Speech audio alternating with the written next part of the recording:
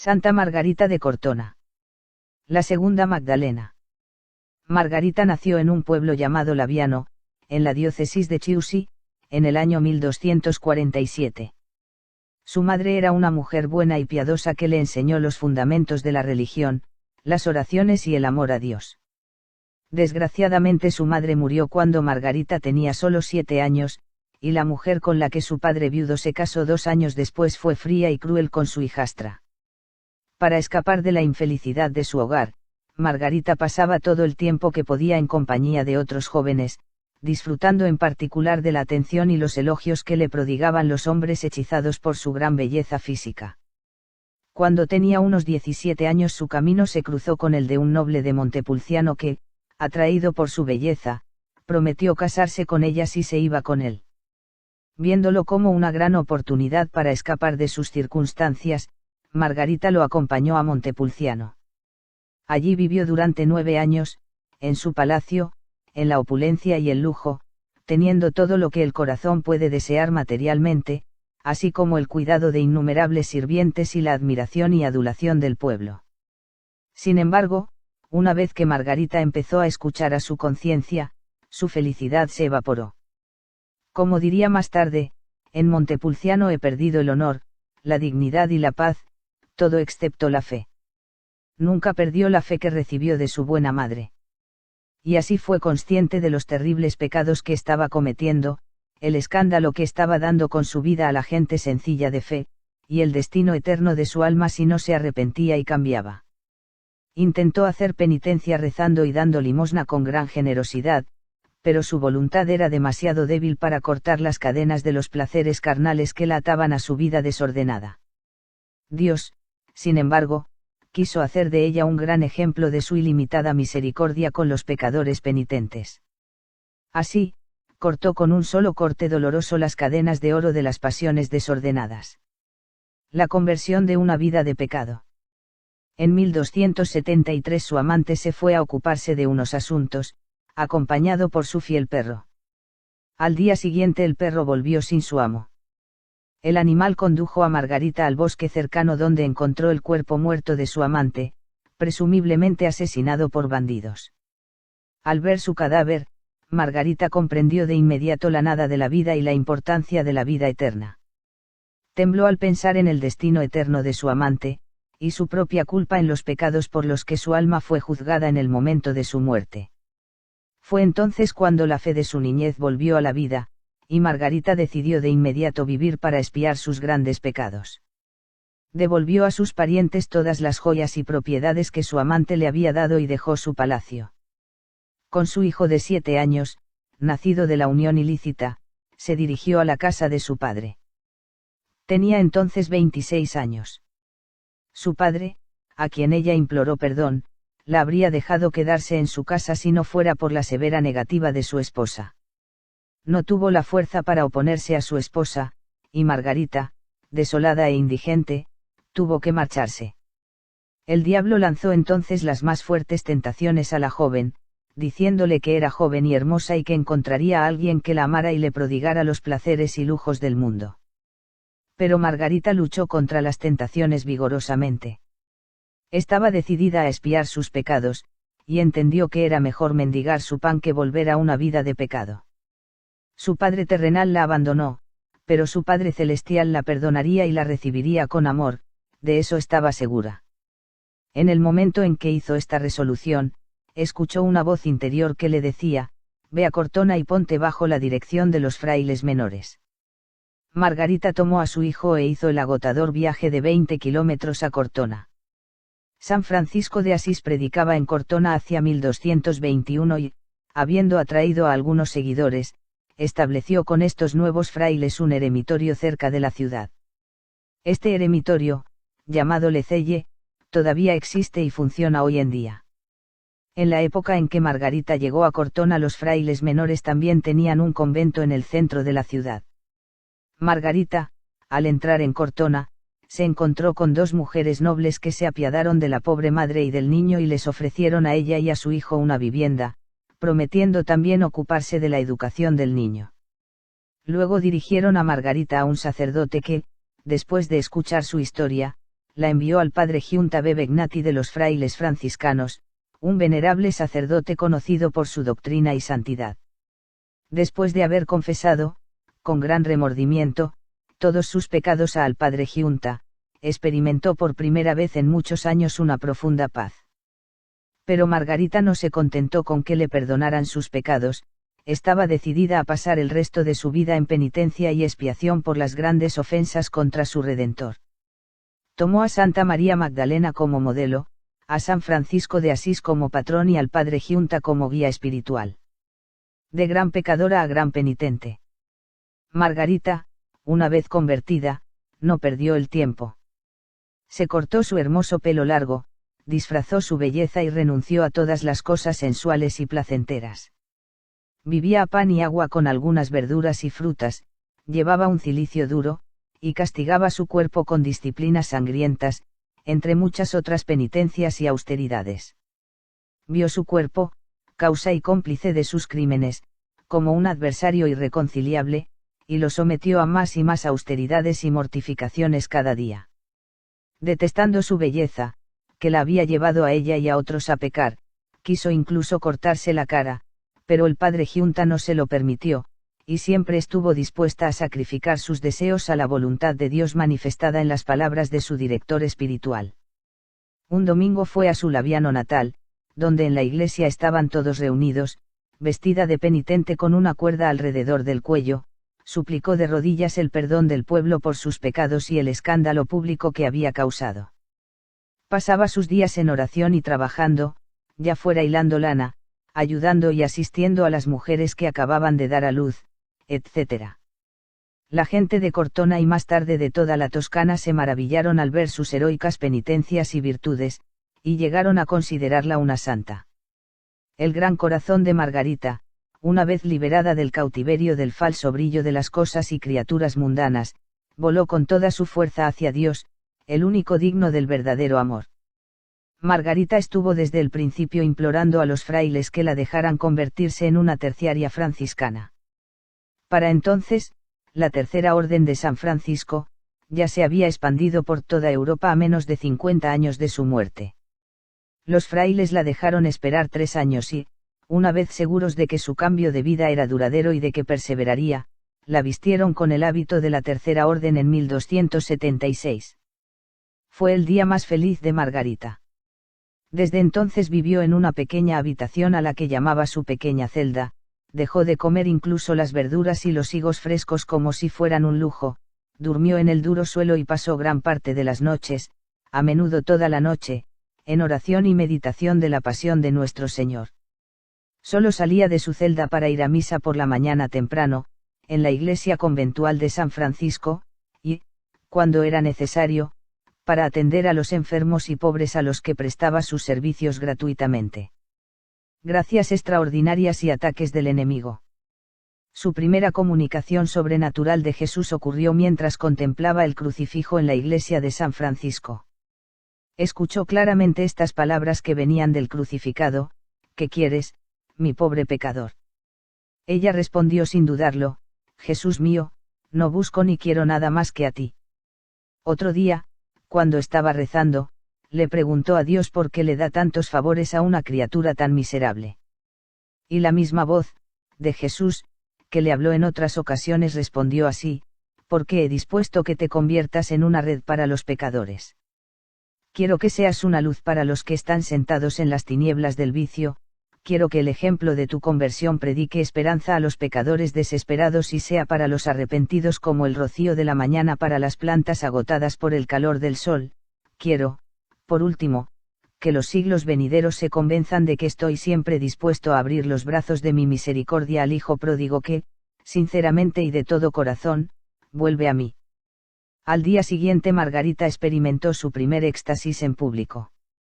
Mientras atendía a una mujer enferma, se retiró a un rincón por unos momentos para rezar y, como testificaron los testigos presentes, su rostro se iluminó, sus ojos se fijaron en un objeto invisible frente a ella, y su cuerpo se levantó del suelo y permaneció en el aire mientras estaba inmersa en una comunicación amorosa con su Creador. Cuando Margarita comenzó a recibir estas extraordinarias gracias de Dios, el diablo también comenzó a atacarla con fuerza, apareciéndose a veces como un ángel de luz y a otras como él mismo o un horrible animal o incluso un dragón que escupe fuego. A veces la tentaba haciéndole recordar el fastuoso y placentero tiempo en Montepulciano en marcado contraste con las privaciones de su vida actual, e insinuando que la vida de extrema penitencia que llevaba encima iba a ser demasiado difícil de soportar y perseverar. Margarita no dudó ni un momento en rechazar las tentaciones, solo para que el diablo volviera después atormentándola con blasfemias, imágenes impuras o diciéndole que estaba condenada al fuego eterno. En otras ocasiones trató de tentarla al orgullo diciéndole que era una santa, venerada y admirada por todos. En respuesta a esto Margarita, desde la ventana de su celda, comenzó a confesar en voz alta y públicamente sus pecados pasados por los que había ofendido tanto a Dios y causado tanto escándalo a la gente. Ante esto, el diablo huyó, sin poder soportar un acto de tanta humildad. Finalmente trató de convencerla de que todas las gracias y favores que ella pensaba que eran de Dios eran de hecho obra suya, del diablo, que ella era toda suya, y su vida una mentira y un engaño. Esto dejó dolorosas dudas en su mente, pero pronto fueron disipadas primero por el padre Bebegnati y luego por el mismo Jesús. Estos ataques del demonio duraron el resto de su vida, cuanto mayores fueron las gracias que Dios le prodigó, más fuerte y vicioso fue el odio y la persecución de Satanás. En 1286 Margarita fundó, con las generosas donaciones de las familias nobles de Cortona, una casa y un hospital para los enfermos y ancianos pobres. Poco después fundó un instituto de hermanas terciarias franciscanas que la ayudarían a atender a los enfermos y a los pobres. Fue la primera institución caritativa de este tipo en la Edad Media. Su único hijo se convirtió en sacerdote franciscano, como Jesús le había predicho algunos años antes. Nupcias espirituales, visiones, crucifixión mística.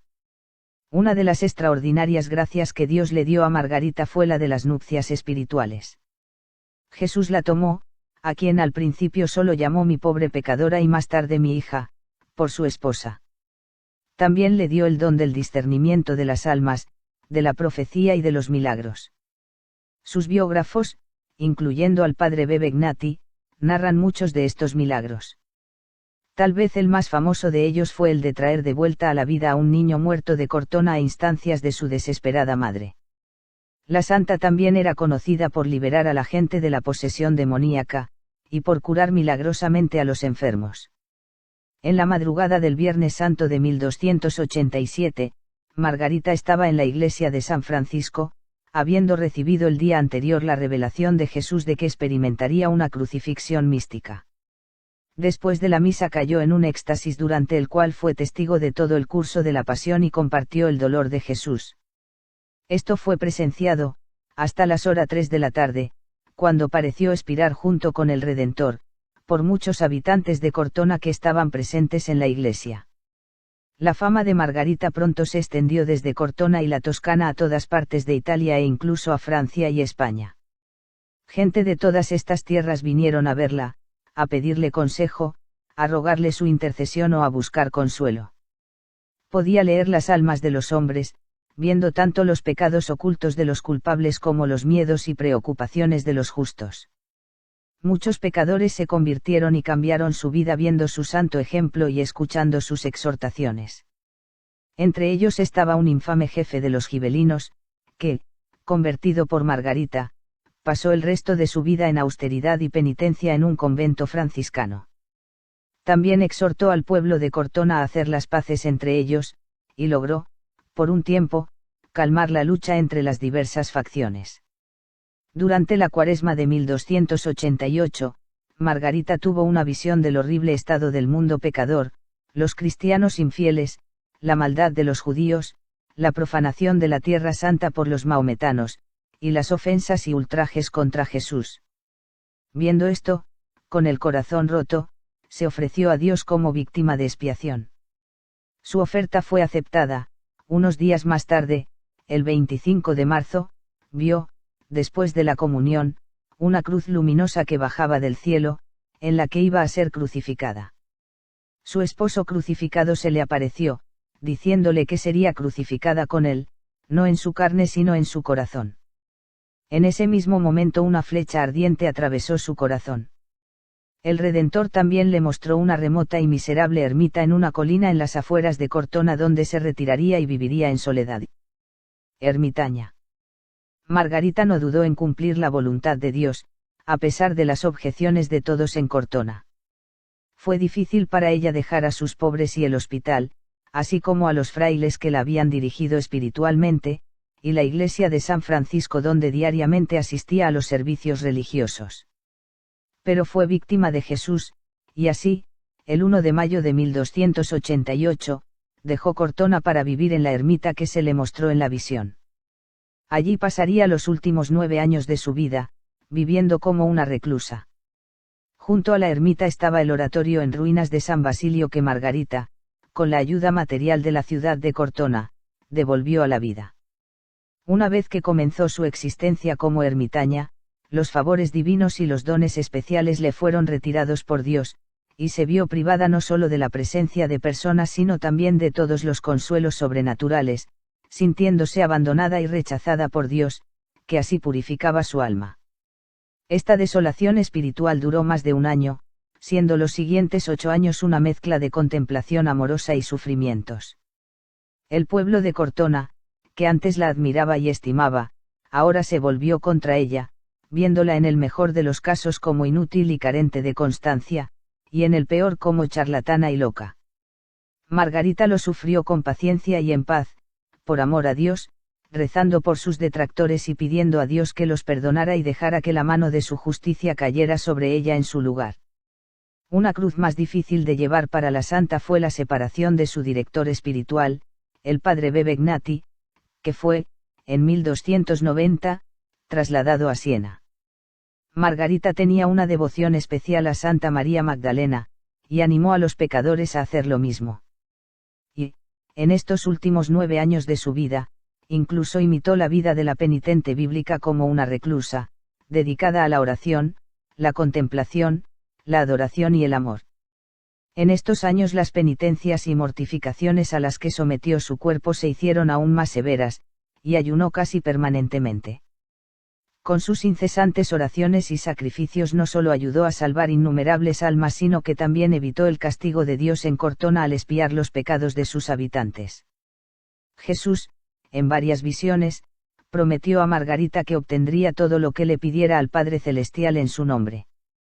También le prometió: escucharé y bendeciré a los que te invocan, una promesa no solo dada con respecto a sus contemporáneos, sino aún más a las generaciones futuras, incluyendo las de nuestros propios tiempos de pecado. Margarita, habiendo pasado su noche oscura, fue frecuentemente favorecida con visiones de nuestro Señor, y en ocasiones de santos y ángeles. En muchas de ellas Jesús le reveló los misterios de su sagrado corazón, diciéndole que aún no era el momento de darlos a conocer al pueblo.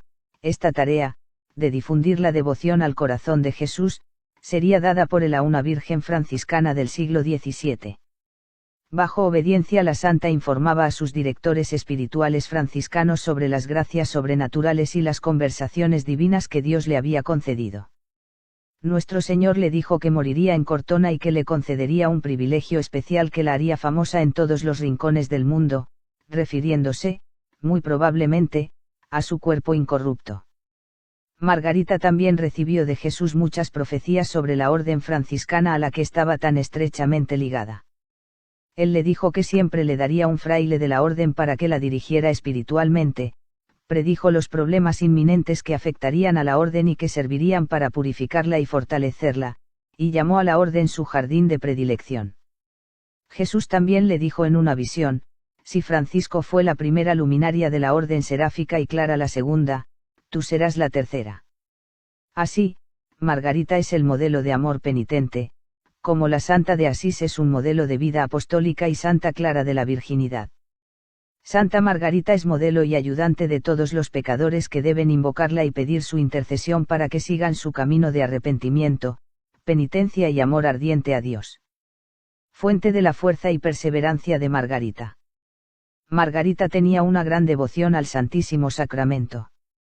Una vez que se convirtió en terciaria franciscana, el padre Bebegnati la autorizó a recibir la Sagrada Comunión diariamente.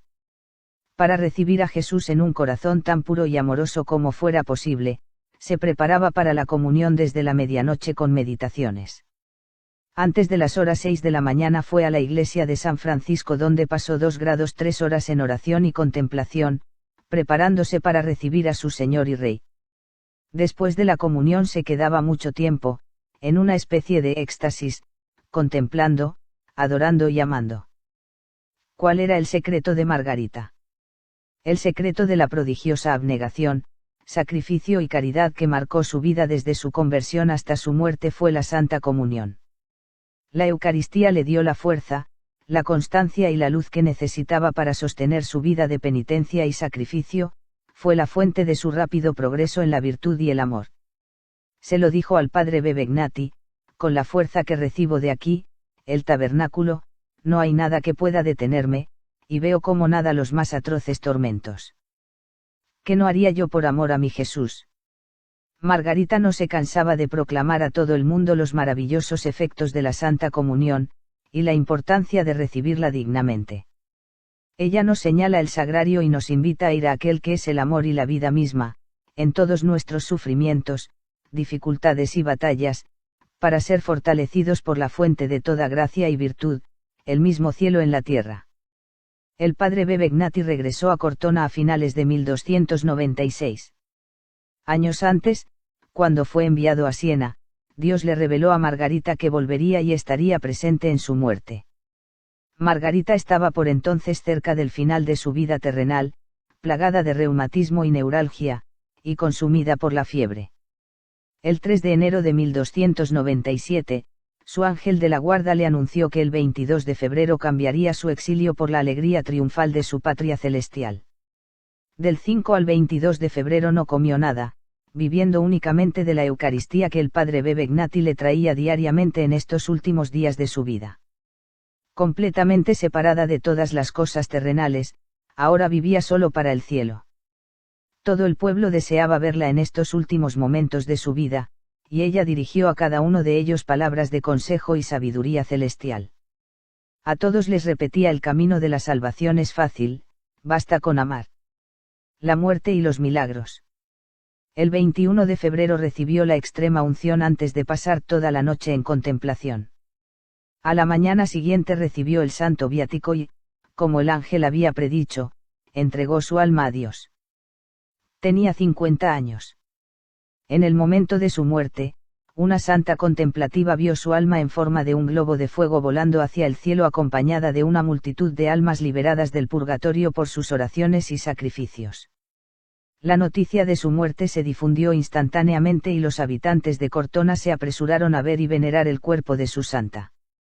Y qué maravilla, su rostro había recuperado, al morir, la frescura y la belleza angelical de su juventud, y de su cuerpo emanaba un perfume similar al del alabastro.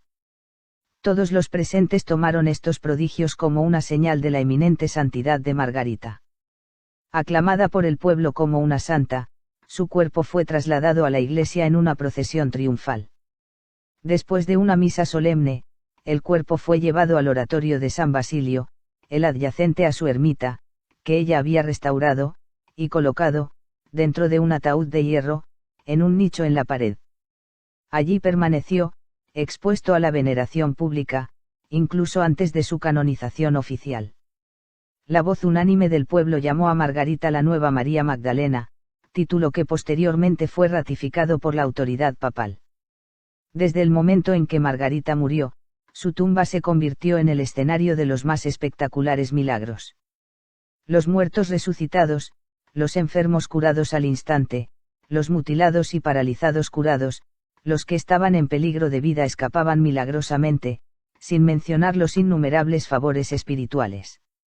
Estos fueron cuidadosamente registrados y examinados por las autoridades eclesiásticas, así como, entre otros, por los médicos. Los milagros fueron tan sorprendentes que en poco tiempo la tumba de Margarita se convirtió en el lugar de peregrinación de todos los enfermos, lisiados y desesperados. Ricos y pobres, jóvenes y viejos, nobles y campesinos, los registros de todas las curas instantáneas de enfermedades incurables y terminales llenarían volúmenes enteros. Tal vez los milagros más extraordinarios fueron aquellos en los que los muertos volvieron a la vida por la intercesión de la santa, como el de un joven que, habiendo sido ya puesto en el ataúd, fue revivido milagrosamente después de que su madre desesperada rogara a Dios que pudiera, por la intercesión de la santa penitente, repetir el milagro que hizo para la viuda de Naim. El hombre así resucitado declaró inmediatamente que debía su resurrección a la intercesión de Margarita. La santa ha continuado intercediendo por aquellos que la han invocado a lo largo de los siglos. Por ejemplo, en 1745, un misionero que había trabajado en Perú declaró y juró la siguiente aparición milagrosa de Margarita a su compañero misionero que, devoto de la penitente de Cortona, le estaba rezando una novena. Un día antes de terminar la novena, Margarita se apareció, radiante y vestida con su hábito de la Tercera Orden, al sacerdote y a todos los indios reunidos, prometiendo dar una recompensa por su celo en la promoción de su gloria. Esto dejó tal impresión en los indios que ellos también se dedicaron a ella, invocándola en todas sus necesidades.